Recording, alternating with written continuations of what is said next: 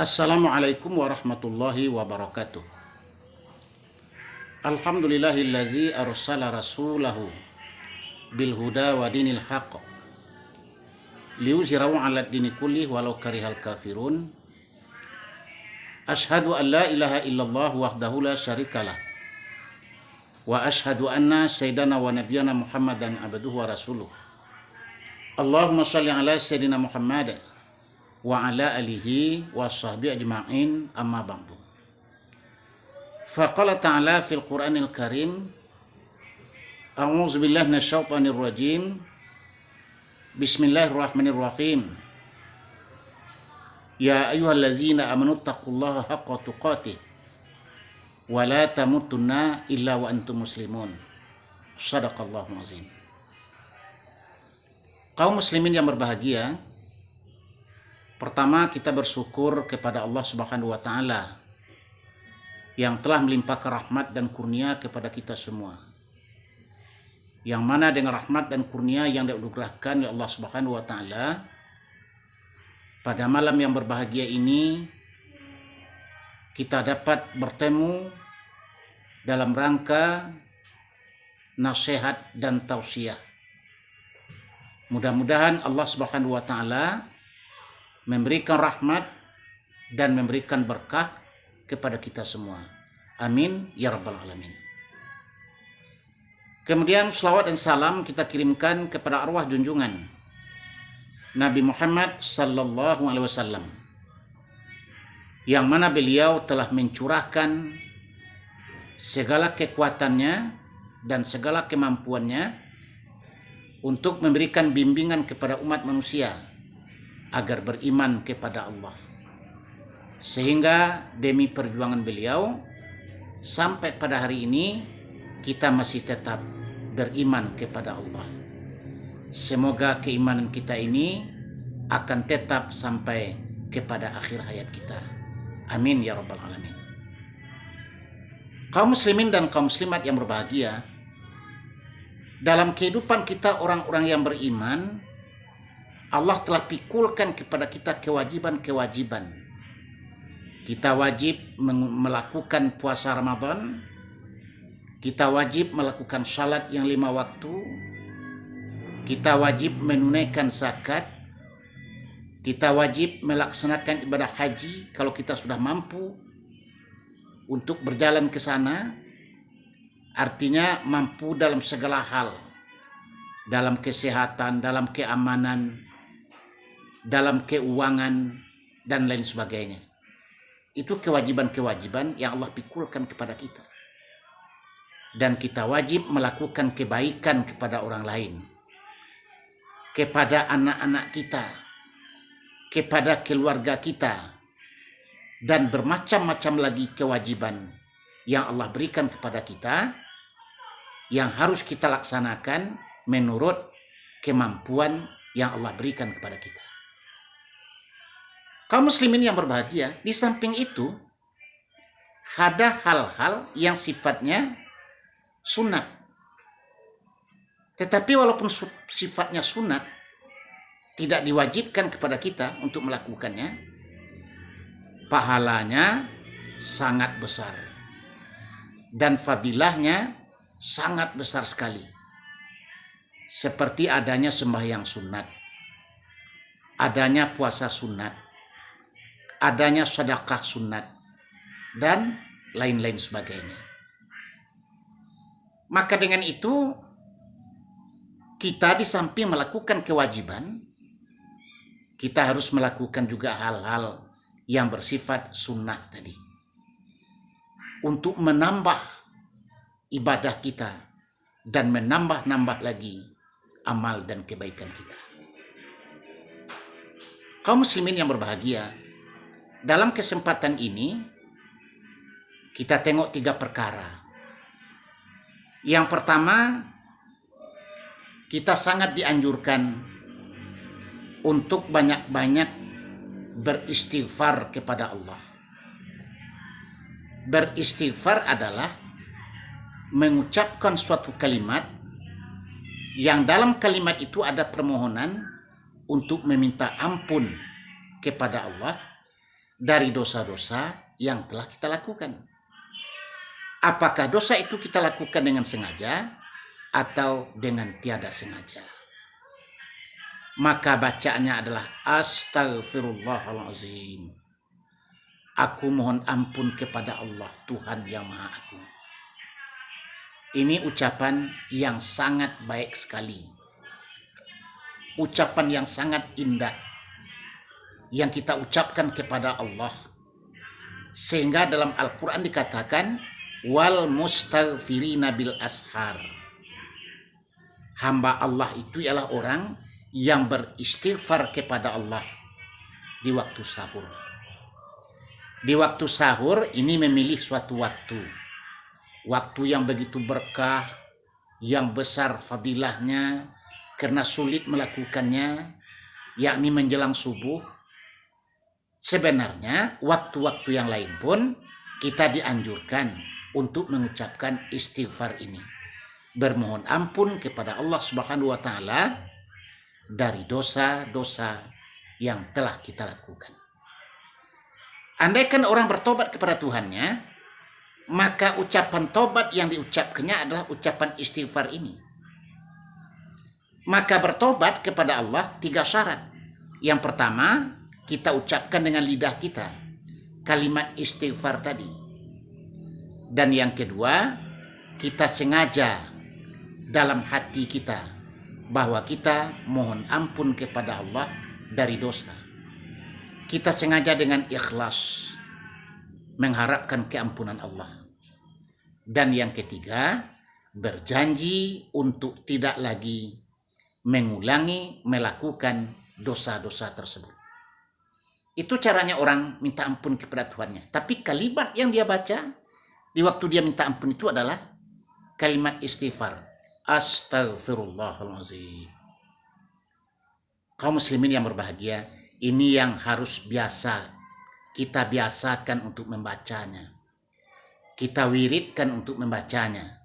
Di mana-mana ada kesempatan, di mana-mana ada waktu yang senggang untuk membacanya, maka perbanyaklah membaca kalimat istighfar ini. Karena fadilahnya sangat besar dan manfaatnya sangat besar bagi orang yang membacanya. Yang kedua ialah zikir. Zikir kepada Allah. Kita harus biasakan zikir. Bahkan dalam Al-Quran dikatakan zikir qiyama wa qu'uda wa ala junubihim. Waktu berdiri, waktu duduk, bahkan waktu tidur. Biasakan kalimat kita menyebut kalimat-kalimat suci, kalimat-kalimat mulia, kalimat-kalimat yang berbentuk nama Allah. Subhanallah, Allahu Akbar, la hawla wa la quwata illa billah. Semuanya adalah kalimat yang di dalamnya ada nama Allah. Sehingga kita biasakan menyebut nama Allah, berzikir. Kaum muslimin yang berbahagia, zikir ini sangat banyak perintah Allah kepada kita, baik dalam ayat Al-Quran itu sendiri ataupun dalam hadis Rasulullah Sallallahu Alaihi Wasallam. Banyak sekali.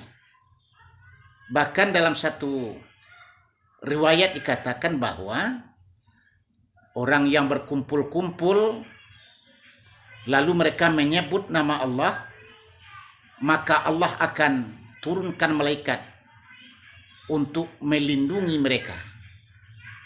Bayangkan, Allah turunkan malaikat untuk melindungi mereka. Hafatskumul malaika. Mereka akan dilindungi oleh mereka. Begitu kata hadis kursi, dalam satu hadis kursi. Kemudian Allah berikan ketenangan ke dalam jiwanya, jiwa orang yang zikir itu. Wa nazalat alaihimus sakinah. Allah turunkan ketenangan dalam batinnya, tenang batinnya. Dan memang begitu. Kata Allah sendiri dalam Al-Quran. Kalau kita telusuri ayat Al-Quran. Allazina amanu wa tatma'innu qulubuhum bizikrillah. Ala bizikrillahi tatma'innul qulub. Orang-orang yang beriman hatinya tentram, tenang, damai. Karena dia ingat Allah. ketahuilah dengan ingat kepada Allah, hati akan menjadi tenang. Maka dapat kita mencari ketenangan di dalam mengingat Tuhan. Di dalam kita berzikir kepada Allah Subhanahu wa taala. Maka inilah manfaatnya kita berzikir. Maka setelah kita beristighfar, maka kita berzikir. Kaum muslimin yang berbahagia, maka biasakanlah berzikir ini kepada Allah.